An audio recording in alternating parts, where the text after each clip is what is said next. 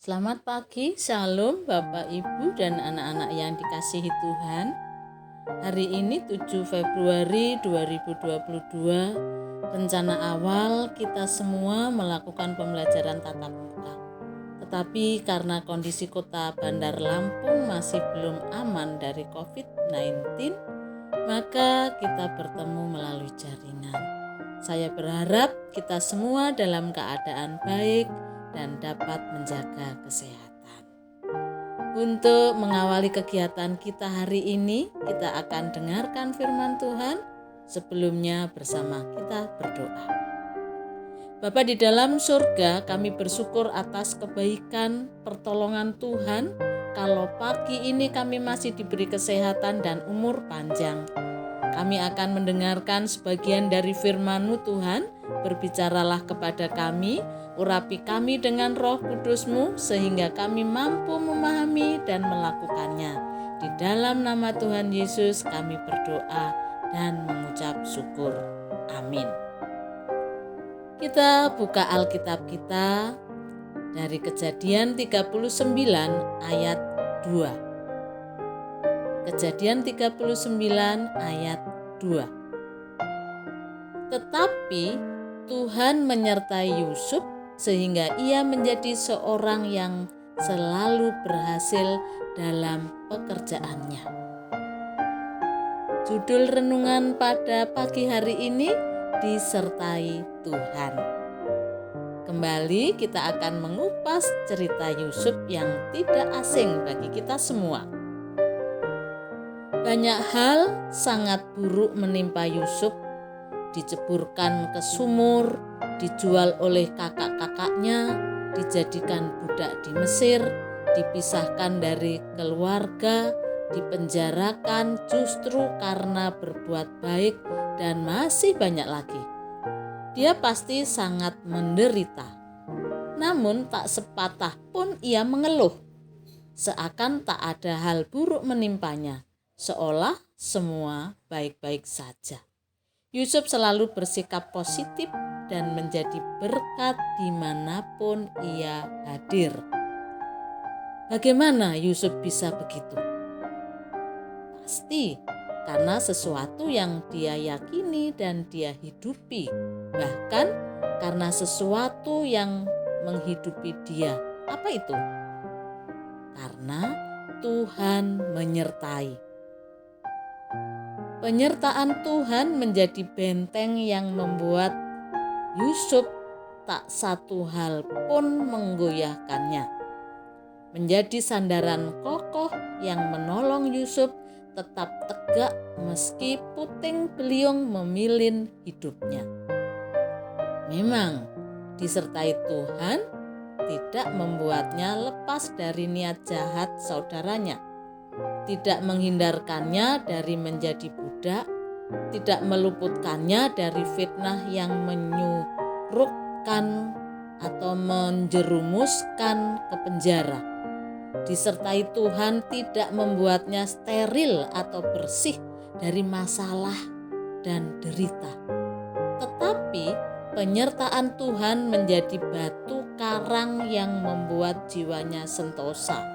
Betapapun badai menerjang, menjadi kekuatan yang memampukannya memikul semuanya dan tetap bersukacita meski bertubi masalah menindihnya.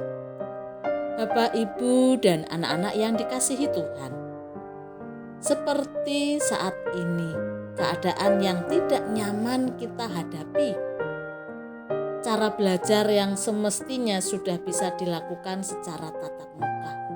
Baik anak-anak yang sudah rindu untuk belajar di sekolah, pun Bapak Ibu guru yang rindu untuk memberikan materi pelajaran secara langsung. Ini menjadi pergumulan tersendiri yang kita alami. Walaupun kalau dibandingkan kisah Yusuf tidak ada apa-apanya. Ada sebuah cerita. Pada sebuah desa hidup seorang cendekiawan, di mana setiap hari cendekiawan tersebut menerima keluhan yang diucapkan oleh banyak warga desa. Hal tersebut terus berulang-ulang hingga membuat cendekiawan melakukan sebuah tindakan. Ia kumpulkan semua orang desa dan menceritakan sebuah lelucon. Semua orang tertawa untuk mendengar lelucon yang dibawakan cendekiawan tersebut. Hari kedua kembali mengumpulkan orang-orang desa. Cendekiawan tersebut masih menceritakan lelucon yang sama. Dengan hasil akhir, para penduduk desa menjadi tertawa terpingkal-pingkal.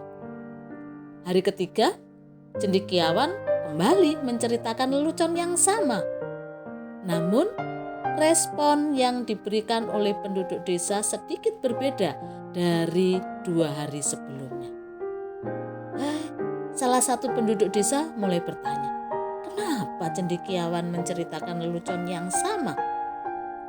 Mereka merasa bosan dengan lelucon yang sama yang disampaikan oleh cendekiawan tersebut. Cendekiawan pun menjawab dengan sedikit kalimat, jika pada lelucon yang sama kalian bisa bosan dan tak bisa tertawa kembali, namun kenapa dengan masalah yang sama tetap saja bisa buat kalian menangis? Artinya, penduduk desa tersebut terlalu memikirkan satu masalah dalam hidupnya tanpa mencari jalan keluar. Yang mereka lakukan hanyalah mengeluh, dan mengeluh tanpa ada tindakan. Tanpa sadar kita juga sering seperti para penduduk desa yang suka mengeluh terhadap masalah yang sedang kita hadapi. Bahkan kita kerap berfokus terhadap masalah, bukan bagaimana cara untuk menyelesaikannya. Andai kata ada yang memberi, bukankah kita senang memiliki sesuatu yang Yusuf miliki itu?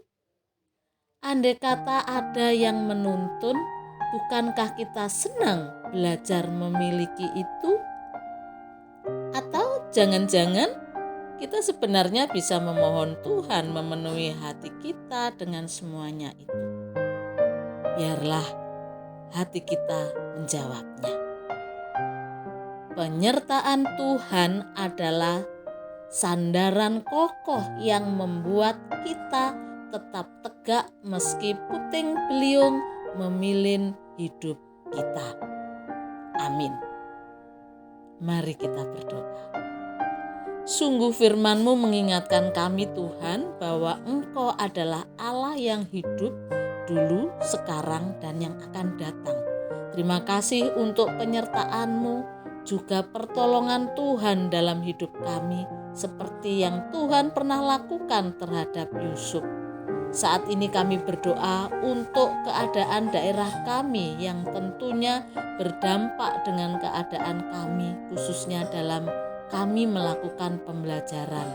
Beri kami hati yang taat melakukan aturan pemerintah dalam memutus mata rantai penyebaran virus corona dan turunannya Omikron dengan menjadi komunitas yang memulihkan baik untuk diri sendiri maupun untuk orang lain, agar kami dapat menjadi berkat dimanapun kami berada. Tuhan juga memberkati keluarga kami, yang sakit Tuhan sembuhkan, yang berbeban berat Tuhan gantikan dengan kelegaan. Demikianlah doa permohonan kami.